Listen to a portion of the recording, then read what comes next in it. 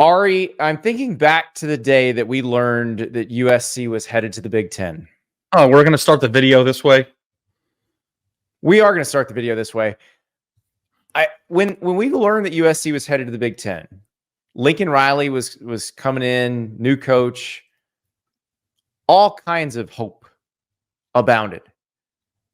What if I had told you on that day that USC would start 1-4 in Big Ten play? I would have not believed you, obviously, for obvious reasons. For those who don't know, who are watching the show, Andy and I made a wager when Lincoln Riley was hired that USC would make the playoff in the first 3 years. The playoff has expanded and conferences have changed. We kept the bet active, and I'm a loser. But I had very high hopes for Lincoln Riley. I had very high hopes for USC.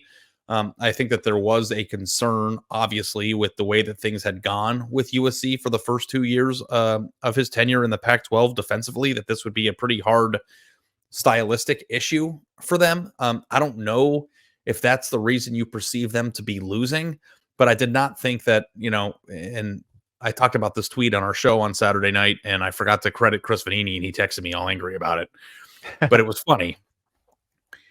He wrote, USC killed the Pac-12 so they could fly to Minnesota and Maryland and lose. And it's that's where we're at, though. It's funny, but that's where we're at. Well, and here's the thing. Is it really that bad? Because we talked about the defense was the problem for sure. Those last 2 years in the Pac-12, the first 2 years of the Lincoln Riley era, he hires Danton Lynn to make the defense better. I would argue that Danton Lynn has made the defense better. So they've only given up 30 once in one of these losses. They've only given up 30 once all season. That was to Penn State, which is an undefeated top 10 team that everybody thinks is going to make the playoff. That USC at one point led by 14 points and then ended up losing in overtime. But they've lost these 4 games by a total of 14 points. And it's bad because I can't, I can look at that and say, well, they're not getting their doors blown off, and that's great. But you know what it reminds me of is Scott Frost, Nebraska. That's what it feels like. When I was watching the Maryland game, after the field goal block, it wasn't, okay, the defense is going to stand up here and they're going to still win this game. It is, how are they going to find a way to lose this game?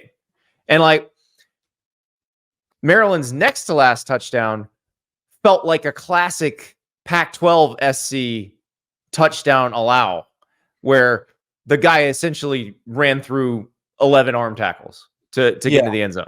And on our show on Saturday night, someone asked us, which program, this is an interesting question. We've talked about it a lot, but which program should feel the worst? USC under Lincoln Riley, Auburn under Hugh Freeze, or Oklahoma under Brent Venables? And I've been thinking a lot about this, even off the show, just to myself.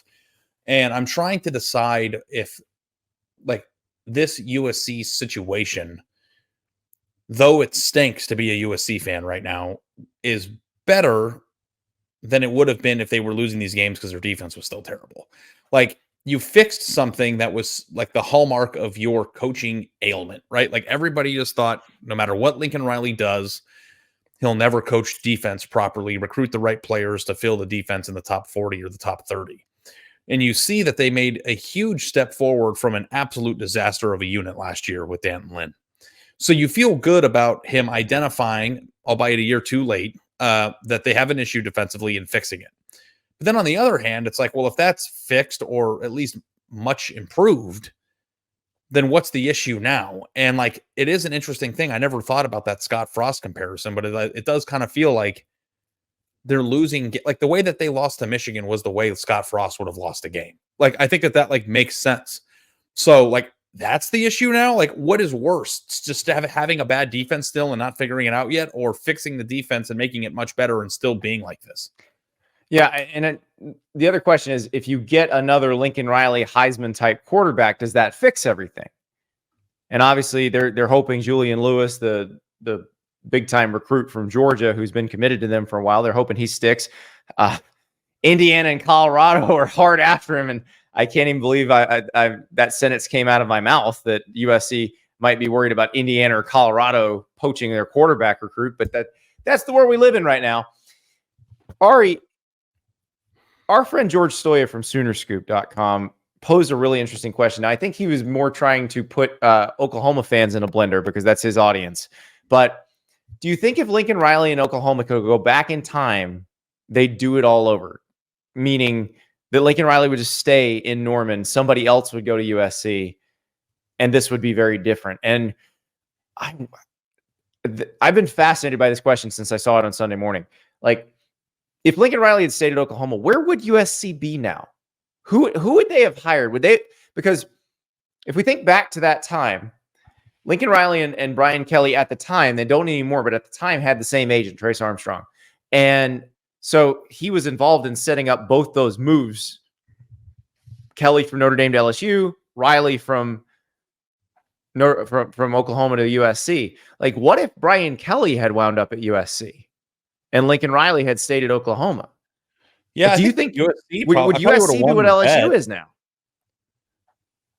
Well, no, I wouldn't have won the bet because the reason why they were half away from making the playoff in year one was because of Caleb Williams, and he doesn't go there if Brian Kelly takes the job.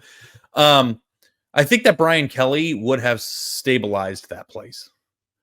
Like, I don't think it would feel like it was on life support like it does right now. I don't know if they would have reached the heights that they did in year one. So it's like, that's the thing. That question is interesting because I think that Oklahoma fans are so sour about Lincoln Riley now, and rightfully so. It sucked what happened. That they kind of probably feel like this would have been the end game for Oklahoma anyway. And I feel like Brent Venables is probably 2 transfer offensive linemen and a quarterback hitting away from turning it around. Like, I don't know. Maybe like, not every receiver getting hurt at once. Yeah, I don't know that. I don't know that I feel like Oklahoma is.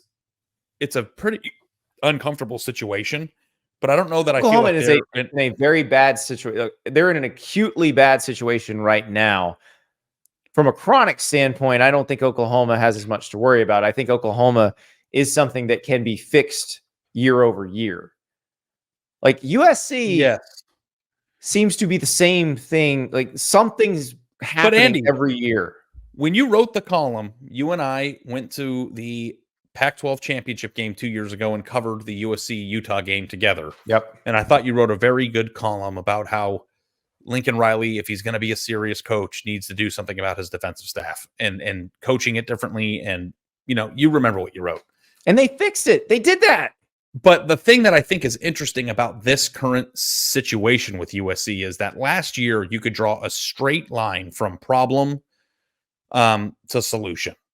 Like, you knew exactly what was wrong with USC. You knew exactly how it needed to be fixed, and he went about doing that. The way USC is losing now, like, I don't know if you can, like, what would your column be for what's wrong with USC right now? Like, I don't know if there's a clear answer for that, and that's uncomfortable. Yeah, it would be go back to what all the Nebraska people wrote about Scott Frost. Right. And it may be that their roster is just not that good. And that going to the Big Ten, while you say, okay, the middle of the Big Ten isn't that much better than the middle of the Pac-12, but maybe it is a little bit better. Like, maybe your Minnesotas and your Marylands, because they've had to compete with the other teams in the Big Ten, maybe they are a little bit better than some of those mid-level Pac-12 teams that USC used to feast on. And I think that's part of it. And I look at USC's schedule, Ari, and I say, oh, well, they can bounce back from this, though. They can win the rest of their games up to Notre Dame. And then, if they're on a hot streak, maybe they can beat Notre Dame. Mm-hmm. But I look at Rutgers and Washington and Nebraska. Now, UCLA just went and beat Rutgers. But if you lose to Maryland and you can lose to Minnesota, and you can lose to this version of Michigan, which at the time was playing Alex Orji, so it basically said, we're not throwing the ball. You can lose to anybody on that schedule. Anybody. Yeah. They play Rutgers this week. That game kicks off at 11 p.m. Eastern time, 8 p.m. Pacific. It's going to be after a World Series game. I think they're probably pretty happy that most of America will be asleep when that game is on. In the situation where you can't draw that line to what is causing them to lose or to not be successful, what you do is you draw it to the coach. Yeah. And what's amazing about that is Lincoln Riley was a guy who when he had it rolling at Oklahoma. And remember, he won the Big 12 his first 4 seasons at Oklahoma. And we were like, is he going to be the next Dallas Cowboys coach? Like when Jerry gets the itch and fires somebody, is Lincoln Riley going to be the next Dallas Cowboys coach?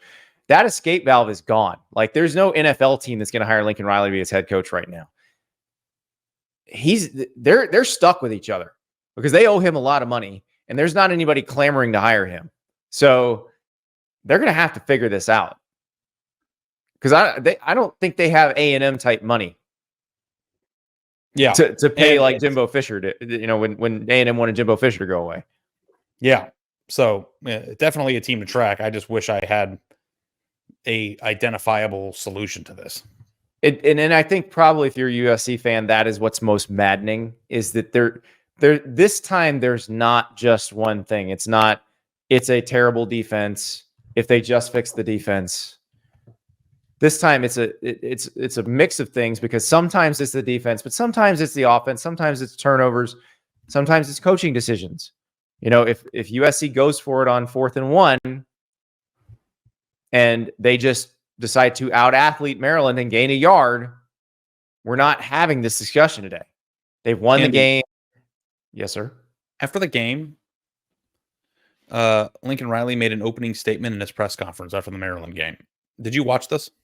I did not. Okay, well, let me read you the first question of the news conference. Why do you think this program struggles so much to finish games? Lincoln Riley responded, I don't know. Well, you get paid a lot of money to figure that out, so I think that would be a something to attack. But I go back to what I said before this season started, where I thought Lincoln Riley was managing our expectations for this season. I felt like before this season, he was trying to prepare us for what could be an 8-4, 7-5 type season. Well, 8-4 is the best they can do now. The LSU game was a mirage. Like if those two teams played again, I don't think USC would win that game. But they've got that win, which is nice. Ari, we are not that far. I mean, I don't think they're in danger of missing a bowl game. But like I said, every team left on the schedule, if you play the way you did against Maryland, you can lose. And we're not that far removed from USC having wins over LSU, Michigan, and Penn State right now. Like that's the most maddening part about it. Like they were in all these games. They beat LSU, they lost to Michigan in the last seconds, and then they went to overtime with Penn State and blew a 14-point lead. Like it's the Maryland and the Minnesota situations that kind of don't sit right. But yeah, there's something really off there. Well, Friday night, very late if you're on the East Coast. Late for you if you're on the West Coast because you're used to games being over by 8 or 8:30. But 8 o'clock Pacific time, we get one more chance to look at the Trojans. Rutgers comes to town. Can they finish a game?